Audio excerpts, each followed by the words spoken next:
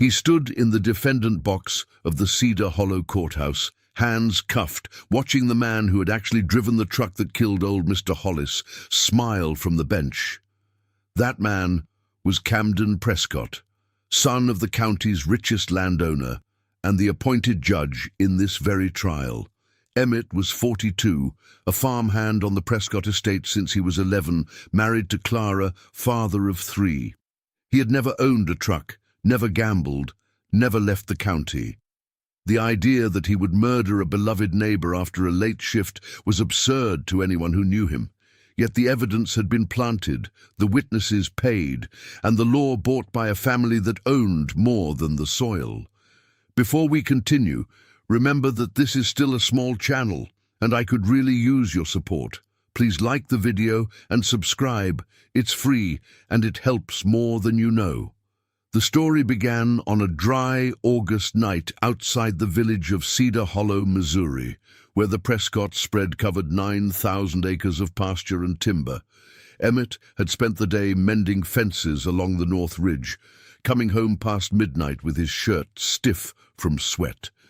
Clara had left a plate of cornbread and beans on the stove, and the kids were asleep in the small frame house the estate provided. He was a vaquero of the Ozarks, knowing every draw and deer trail, content with little. Gerald Prescott, the patriarch, had taken Emmett in after the boy's father died in a logging accident. It was not kindness, but cheap labor. Emmett grew loyal anyway, teaching himself to repair pumps, read weather, and calm a panicked horse. Clara came from a tenant family. They married young and raised Andy, Sadie, and little Lenny on the back acres. Life was narrow but theirs, until the Prescott heir returned from law school with a badge and a thirst for destruction. Camden Prescott was 28, a judge by appointment of the governor his father funded. He drove a silver pickup, wore tailored suits, and carried a poker debt that grew like floodwater. On that Friday, he lost $80,000 to men who did not care about county names. He left the roadhouse near Bramble Creek at 2 in the morning, drunk and raging, and barreled down the county road. Old Mr. Hollis, a retired school custodian, was walking home from his daughter's house when the silver truck hit him. The impact threw him into the ditch. Camden stopped, looked back, and drove away. A night clerk at the Crossroads gas station, Otto Lindgren, saw the truck speed past and noted the plate because the driver nearly clipped his pump island. Otto saved the station's surveillance clip to a thumb drive without knowing yet whose truck it was. The next morning, the county sheriff, Paul Dawn, found the body. Dawn hunted quail with Gerald Prescott every fall. When Otto described the truck, the sheriff went pale and called the estate. By Monday, Gerald had his plan. He summoned Emmett to the big house and asked the farmhand to deliver Camden's truck to a mechanic in the city, claiming it had scraped a fence. Emmett obeyed, as he always did, and climbed into the silver pickup. He did not reach the highway. 4 cruisers lit him up 10 miles out. Officers dragged him from the cab facing gravel and found a smear of blood on the bumper and a torn flannel fragment caught in the grill. The flannel was Mr. Hollis's. Emmett shouted that he had never touched the old man, but the sheriff said the truck and the trace said otherwise. They cuffed him and read rights he already knew were worthless here. Clara ran to the estate barefoot, the gravel of the long driveway slicing her heels until she left red prints on the white steps and a smear on the welcome mat. She burst into Gerald Prescott's study, where the patriarch sat beneath a mounted elk head, a ledger open on his desk with her family's eviction line already inked in black from the morning after the arrest. She fell to the polished wood floor and grabbed the hem of his suit trouser. "Mr. Prescott, Emmett was home with me at midnight," she pleaded, voice breaking as she named their 3 children by age. "He never touched that truck. They planted that flannel in the grill. The children are crying for their father. Please don't let the court steal our house." The old man closed the ledger slowly and said, "The law must run its course, Mrs. Boyle. A jury will decide, and the estate cannot interfere with the sheriff's work." Two ranch hands who had accepted Christmas pies from Clara last winter hauled her arms behind her back and dragged her off the porch as a circle of field workers looked down at their boots, none daring to speak for fear of losing their own cabins. That same afternoon, a foreman nailed a notice to their door: "Vacate by sundown." The family was evicted from the house and loaded their few belongings onto a borrowed cart pulled by the neighbor's mule. They moved to a tin-roofed shack by the dry creek where the wind came through the walls and the kids slept in coats. Clara bandaged her bleeding feet with a torn dish towel, and when Sadie asked if Daddy was dead, Clara lied and said no, knowing the cold was only beginning and the lies would multiply before the truth arrived. Emmett spent 3 months in the county jail awaiting trial, locked in a cell where the lights never dimmed and the air tasted of bleach and despair. The other inmates knew he was accused of killing an elder, and they punished him for it, calling him a child killer and spitting in his food tray until the mush soured. One night 3 men cornered him by the toilet and kicked him until his ribs cracked, then left him wheezing on the concrete to be found by a trustee who laughed. He woke on the cold floor, blood in his mouth, nobody coming.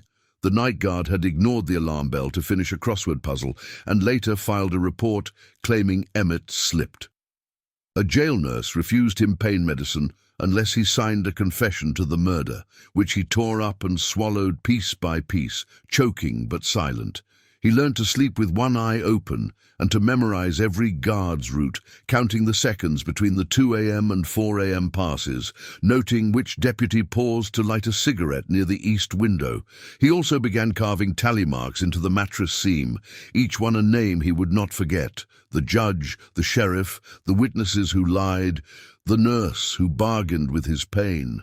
By the 2nd month, a fever from the untreated cracks left him delirious for 2 days, and when he recovered, he had mapped which officials took bribes at the front desk and which simply looked away, storing that knowledge like a blade honed for the woods. Outside, Clara sold the hens, the goat, and her wedding band to hire a lawyer. She got a young public defender who had never tried a felony. Andy, 16, quit school after classmates called him son of a murderer. At the church steps, the sheriff's boy spat on Andy and said his father was a disgrace. Andy wiped his face and walked on, shoulders bent, heart split. Sadie stopped eating. Lenny asked every night when Daddy was coming home. The trial was a pageant. Camden Prescott sat in the robe, overseeing the case he had built. Paid witnesses said they saw Emmett drinking at the roadhouse. Otto Lindgren, visited by 2 of Gerald's men, changed his story and said he could not read the plate. The defense offered nothing. When the verdict came, Camden announced 18 years without blinking. Clara fainted. The children screamed. Emmett was led back to the cell, a number where a man used to be. He stayed 2 more months, thinning to a shadow, but his mind sharpened like a blade honed by hunger. The jail's weak points weren't just physical, they were behavioral. Guard shifts cycled every 6 hours, meals arrived at fixed times, and the midnight generator check always happened at 00:30, casting shadows across the east wing where the laundry vent rattled loose. Emmett timed his coughing fits to mask the sound of scraping metal, waited until the night sergeant dozed off, then pried the rusted grate with a smuggled spoon. The opening was narrow, scraping his shoulders raw, but he wriggled through into a crawl space lined with cobwebs and old newspapers. Above him, the ceiling gave way to a broken tile. His exit. He dropped onto a stack of wooden crates in the abandoned storage room, wincing as splinters buried themselves in his arms. From there, he eased open a back door that led to an overgrown path. The air outside tasted wild and free. He ran into the Ozark trees he had known since boyhood, barefoot, in a torn orange jumpsuit, free in body if not in name. Every step echoed with the weight of what he'd left behind, and what he was about to reclaim. Gerald hired trackers, 6 men on ATVs with rifles and radios, to bring him back dead or alive. But Gerald didn't just want Emmett, he wanted to make an example. The trackers were ex-cons and small-time hunters, hungry for the bounty and the story they'd tell over whiskey. Emmett heard their engines within a day, growling like mechanical coyotes through the valleys. He didn't flee blindly. He studied the land like a general studies a battlefield. He led them into Sycamore Hollow, where the springs ran dry and the brambles grew thick enough to swallow a man whole. Their ATVs bogged down in mud, tires shredded on hidden roots. Emmett drank from a moss-lined seep they could not see and ate persimmons they walked past, mocking him with their sweetness. On the second night, one tracker fired his rifle into the dark, missing everything but scaring off a pack of coyotes that had been circling. By the third day, 3 trackers turned back, heatsick and cursing Gerald's name. The rest lost his trail after he slipped through a narrow cave opening behind a waterfall, a place only someone who'd grown up in these woods would know existed. When the radios went quiet, Gerald's men knew they were no longer hunting a man. They were being hunted by the land itself. Near a fallen bluff, he found Otto Lindgren crouched beside a smoldering fire, his face streaked with dirt and fear. The clerk had fled after 2 of Gerald's men showed up at the gas station asking questions about the night of the crash. They'd left a message. "Next time you talk, Otto, your wife won't recognize you in the morgue." Otto's hands shook as he fumbled for the thumb drive buried in the ashes of his burned receipts. "I'm sorry, Emmett," he whispered, voice cracking. "I filmed his plate that night. I kept it because I knew they'd come for me, but I changed my story. I lied under oath. I said I couldn't read the plate. I thought if I stayed quiet, they'd leave me alone." The small device held the truth, a time-stamped clip of the silver truck speeding from the scene, its license plate clear as day. But more than that, it captured the driver's silhouette, the way he gripped the wheel, the reckless tilt of the vehicle. Emmett took it knowing proof meant nothing while the judge owned the court. But he also knew something else. Proof had a way of finding cracks in even the strongest walls. And Otto was a crack, waiting to split wide open. He needed a trap, not a trial. Emmett remembered Stu Carpenter, a local radio man who reported county corruption and had been frozen out by advertisers. Emmett slipped into Stu's back door at 3 in the morning and showed the clip. "Print an obituary tomorrow," Emmett said. "Say I died of exposure in the woods. Make the whole county believe it." Stu hesitated, then nodded. The next broadcast announced the fugitive Emmett Boyle found dead, body sent to the morgue. Camden heard the news in his chambers and poured a glass of bourbon. He called his father.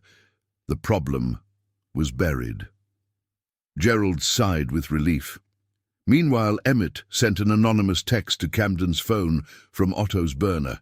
"I know what you did. I have the drive. Meet me at the Hickory Bridge at midnight alone, or the Capitol stations get everything at dawn." Camden, sweating, drove out frightened and certain the dead man could not be dead. The bridge was a single lane of rotting timber over a quiet creek surrounded by trees. Emmett stood in the dark with the thumb drive in his palm. When Camden arrived, he drew a pistol and aimed.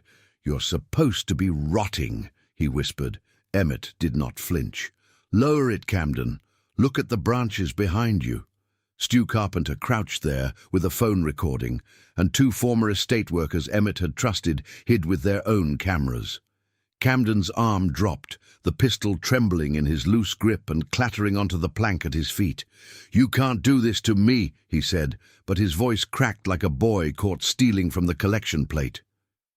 Emmett stepped close enough to smell the bourbon on the judge's breath, and pressed the thumb drive against Camden's chest. "Confess to Mr. Hollis's death and to framing me right now to these witnesses," he said, voice flat as a tombstone. "Or the video goes to the state attorney by morning, and your father goes down with you, and every dollar he stole buys him a cell beside yours." The judge looked at the lenses glowing in the dark. No escape, no bought sheriff, no robe to hide behind.